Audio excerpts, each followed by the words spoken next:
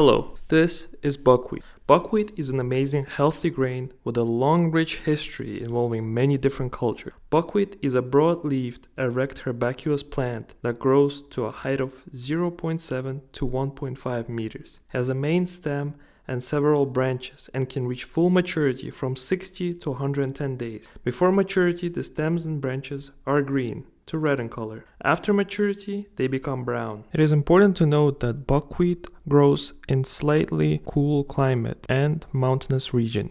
Origins. Buckwheat comes from German word Buckweizen, which means beech wheat or grain, referring to similarities with nuts of the beech tree. Buckwheat is believed to be originated in far western China at a high elevation. Before domestication, buckwheat grew in the wild, as evident by archaeological finds, and more clearly domesticated remains of buckwheat grains were found at cemetery sites at Mebrak and Phuzhiling in the Jong Valley in Upper Mustang, Nepal. The grains were discovered from burials dating from between 1000 BC and 100 AD. Clearly illustrating that the crop was cultivated in high mountains by end of 1st millennium BC at the latest. Most likely buckwheat originally grew as a wheat in these early wheat and barley fields, but was gradually domesticated as humans became tolerant to it. After China, buckwheat has spread along the Silk Road, finding popularity in Russia and its adjacent territories such as Kazakhstan, Belarus. The popularity in those regions continues to this day as grechka or buckwheat in Russian is a popular porridge meal. Russia is also the biggest buckwheat producer in the world. From my personal perspective, when I grew up in Almaty, buckwheat was popular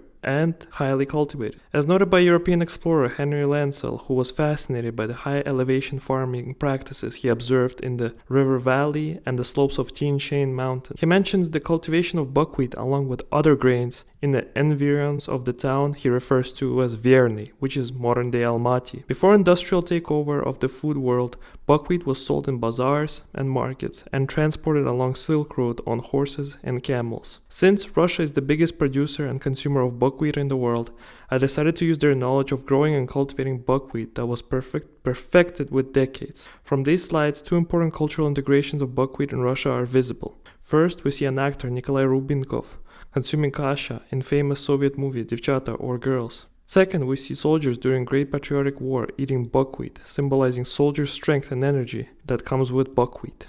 These pictures give us a sense of how popular buckwheat is in Russia. Interestingly, when COVID-19 pandemic started in Russia, buckwheat was the first commodity that was sold out in stores. Russia's history with buckwheat starts during Russian imperial times. In 19th century, it was taking much of Russian Empire territory, 5.34 million hectares in 1870. Throughout different governments of Russia, buckwheat remained a popular grain. However, industrialization and science advances during the Soviet times changed buckwheat production. In Soviet Union, experimentation on buckwheat started in 1937. From 1933 to 1945, there were studies of 2,196 exemplars of buckwheat, producing new sorts of buckwheat like Bogatyr and others that became popular due to their high yield. Looking at the chart, we can see two important industrialization developments. First, new sorts of buckwheat appearing that bring in more yield, while old ones are abandoned as they are not bringing in as much. Second chart, we see that overall plantation area of buckwheat decrease over time due to new buckwheat strains bringing in more yield while using less territory. As we can see from the charts, science and industrialization changed the buckwheat culture in Russia. Before scientific developments, most producers of buckwheat planted unnamed strains that have been harvested from their own fields or obtained from their neighbors or local stores. Now there are many variants of buckwheat. Second aspect that changed with industrialization is the way buckwheat is farmed. The farming process is best explained in the video that I found from a Russian channel, Cultivator, that asks buckwheat farmers how he grows and stores his crops. Planting starts at the end of May. Before placing seeds, farmer needs to cultivate the soil using heavy machinery that sprays weed killer and digs up the ground. The seeds of buckwheat are then planted, and now we wait until buckwheat blooms and becomes ready for harvest. Sometimes Russian farmers also add beehives nearby for pollinating.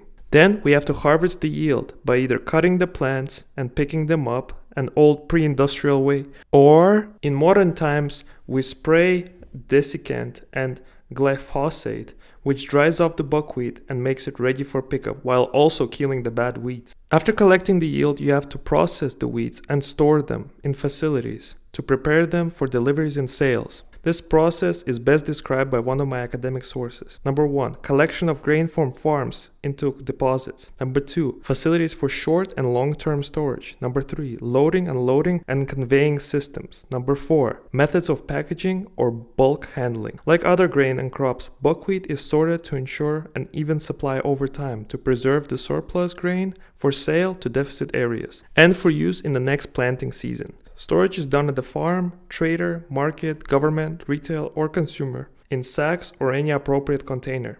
Primary processing of buckwheat includes cleaning, debunking, and milling. Overall, we see through Russian buckwheat production that industrialization made plantations of buckwheat smaller in size but bigger in yield, while making physical services like collecting and processing an easier task with help of heavy machinery. So what makes buckwheat an amazing grain to consume in your diet? Buckwheat will improve your health. Frequent consumption of buckwheat fights neurodegenerative diseases, vascular system diseases, inflammatory activity, cancer activity, and diabetic activity. Most importantly, buckwheat is gluten-free and is an excellent substitute for rice or any other caloric size, while also providing high levels of energy, nutrients, proteins, and fiber. Researchers in China say buckwheat works great for people with diabetes, as insulin level drops when you eat buckwheat diet. Most importantly, buckwheat is proven to be anti-cancer. In the study carried out by Shen et al. In Xuanmei, China, the frequent consumption of different foods, including buckwheat, was associated with a reduced risk of lung cancer. Overall, if you're following a healthy lifestyle, a buckwheat would be a great addition to your diet, as it is filling, nutritious, delicious, and healthy. Welcome to Yani Market, the Russian European food experience. This is where you get all your Russian groceries.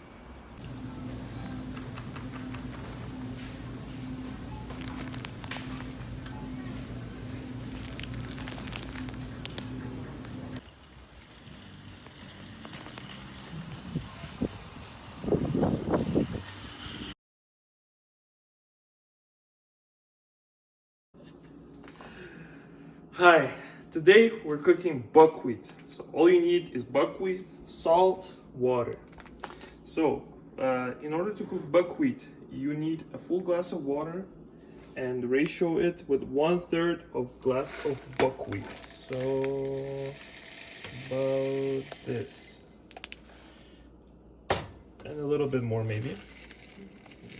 Yeah, like this. More? More? Yeah. So this is a third and a full glass of water. Now we gotta put the boiling pan, put a glass of buckwheat inside, then we gotta put a glass of water on top of it. And now we put the at the top, max level.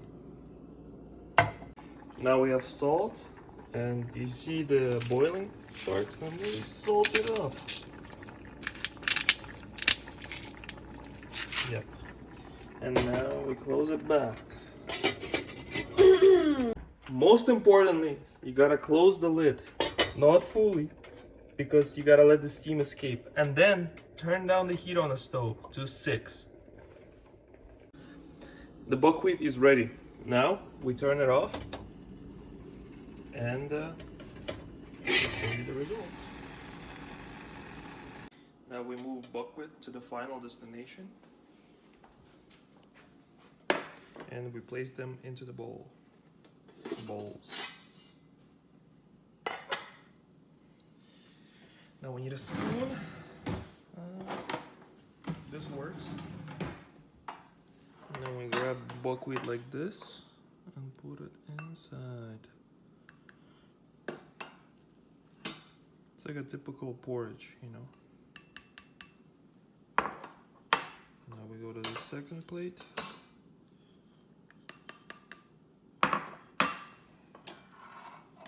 Gotta get all the ends.